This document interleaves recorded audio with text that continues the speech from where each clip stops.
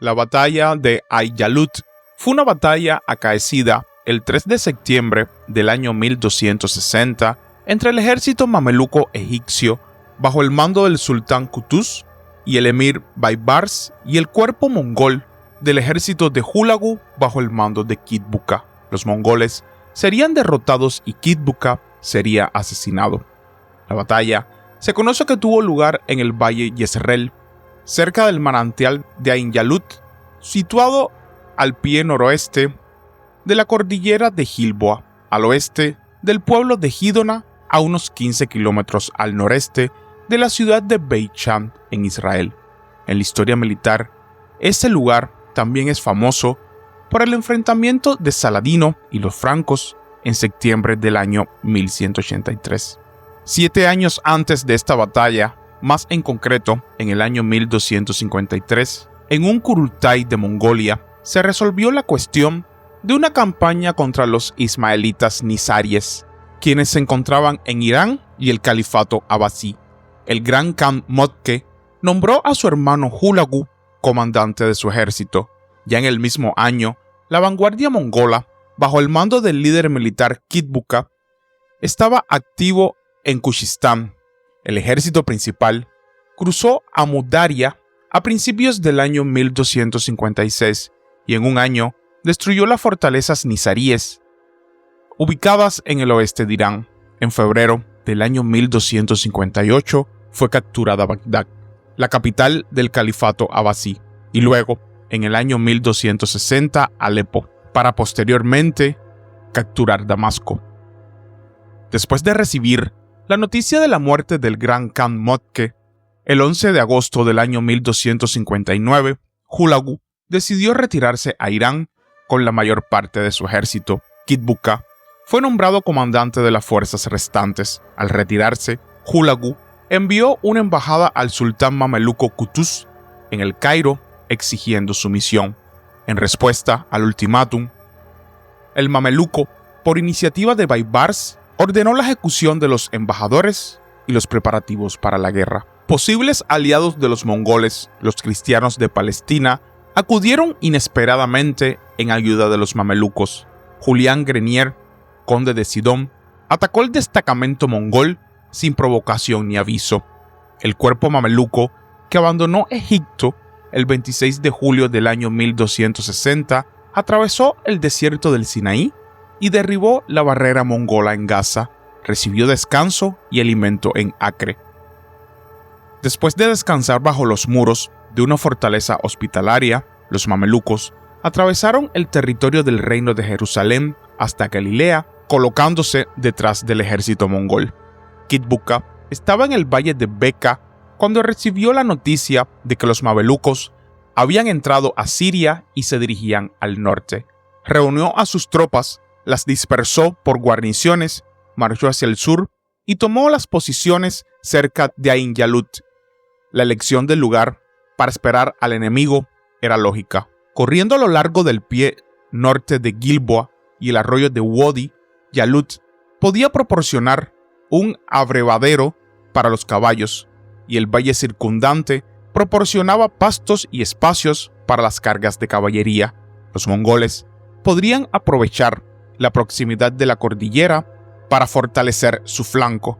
La cercana colina de Moré proporcionaba una excelente vista al campo de batalla. Las tropas de ambos bandos estaban compuestas principalmente, si no exclusivamente, por arqueros a caballo. El número de tropas de Kitbuka era relativamente pequeño. Según información de Kárikos, un historiador armenio, de Hulagu habían unos 20.000 efectivos. El historiador moderno Amitai Preis estima que las fuerzas mongolas eran entre 10.000 y 12.000 efectivos, que incluían, junto con la caballería mongola, unidades auxiliares de Armenia de Cilicia, Georgia, así como tropas locales. Tropas que anteriormente habían servido a los ayubíes sirios. Los gobernantes ayubíes al-Asraf Musa de Homs y al-Said Hassan de Banias también apoyaron a los mongoles. La razón por la que Hulagu, tras retirarse de Siria, se llevó consigo la mayor parte del ejército fue probablemente con la intención de asegurar un posible punto conflictivo, Transcaucasia. La reclamación de Hulagu sobre este territorio parece haber sido infundada, y hay algunos indicios de que al menos las praderas al noroeste de Irán debieron haber pertenecido a los Hochits por derecho. Hulagu probablemente entendió que en el contexto de la lucha por el poder supremo después de la muerte de Motke, inevitablemente estallaría un conflicto con los Hochits. La segunda razón por la que Hulagu dejó a Kitvukha con una fuerza tan pequeña fue aparentemente un error de inteligencia. Hulagu simplemente subestimó el número de la calidad y la fuerza de sus oponentes en Egipto, y también es probable que los cautivos sirios lo hubieran engañado. Se desconoce el tamaño exacto del ejército egipcio. El posterior historiador persa Wasaf habla de 12.000 guerreros, pero como se desconoce la fuente de su información, no es creíble. Lo más probable es que Qutuz tuviera fuerzas grandes a su disposición, pero los mamelucos eran un pequeño cuerpo de tropas de élite, y la mayor parte eran guerreros egipcios mal equipados, así como beduinos y caballería ligera turcómana. Al sultán mameluco también se unieron los kurdos, que huyeron del ejército de Hulagu primero a Siria y luego a Egipto, así como las tropas ayubíes. La batalla comenzaría al amanecer. Los mamelucos avanzaron a lo largo del valle Yezreel hacia el noreste y alcanzaron las posiciones mongolas ubicadas al norte y noroeste del manantial de Ay-Yalut. Los mongoles respondieron al acercamiento de los mamelucos atacándolos. El flanco izquierdo mameluco fue derrotado y fragmentado. Qutuz, cuyo liderazgo y coraje se notan en fuentes mamelucas, mantuvo la calma y dirigió el contraataque. Los mongoles atacaron de nuevo y los mamelucos volvieron a estar al borde de la derrota, pero Qutuz no perdió la cabeza y volvió a reunir tropas. Según los relatos de los cronistas, con gritos al llamado de Alá, Qutuz lanzó un ataque general que resultó en una victoria mameluca.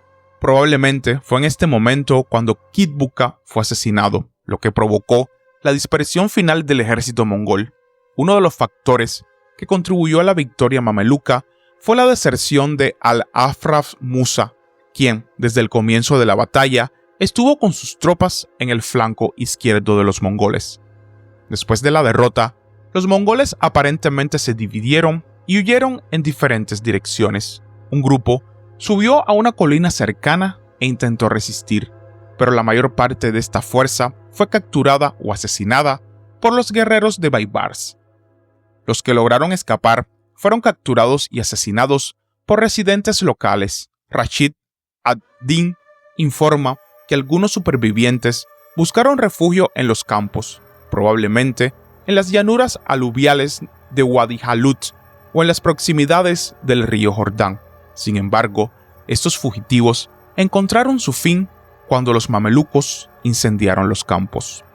El número de mongoles muertos, a juzgar por las fuentes, fue grande. El manuscrito de Roteli da la cifra de 1500. Al-Aini escribe que la mayor parte del ejército mongol fue destruido en la batalla. Sin embargo, la afirmación de Charin ad-Din Uzbek de que todo el ejército mongol fue asesinado es una exageración. No hay datos sobre las pérdidas de los mamelucos. Los mongoles supervivientes huyeron al norte. Entre ellos estaba Baidar, comandante de la vanguardia mongola en Gaza, quien aparentemente se unió a Kitvukha justo antes de la batalla.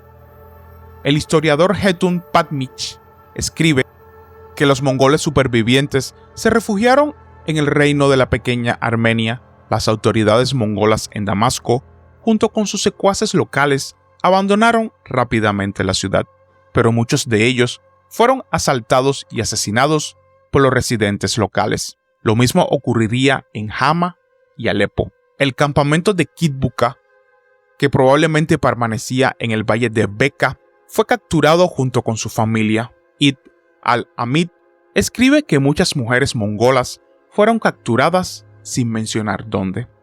Aunque el avance mongol en Palestina fue detenido y los mamelucos ocuparon Siria, la batalla de Ain Jalut no fue decisiva a largo plazo. La guerra entre el sultanato mameluco y el estado Huláguida, fundado por Hulagu, se prolongó durante décadas. Las tropas mongolas regresarían a Siria en los años 1261, 1280, 1299, 1301 y 1303, pero nunca lograron reunir fuerzas suficientes contra los mamelucos debido a la difícil y amarga guerra con los jóchidas. Sin embargo, la batalla tuvo un enorme efecto psicológico. El mito de la invencibilidad del ejército mongol en el campo de batalla quedaría expuesto. El prestigio militar de los mamelucos se confirmó, como antes, en la batalla de Mansur contra los cruzados en el año 1250. Y hasta aquí el video de hoy, espero que les haya gustado y suscríbanse para más contenido. Hasta la próxima.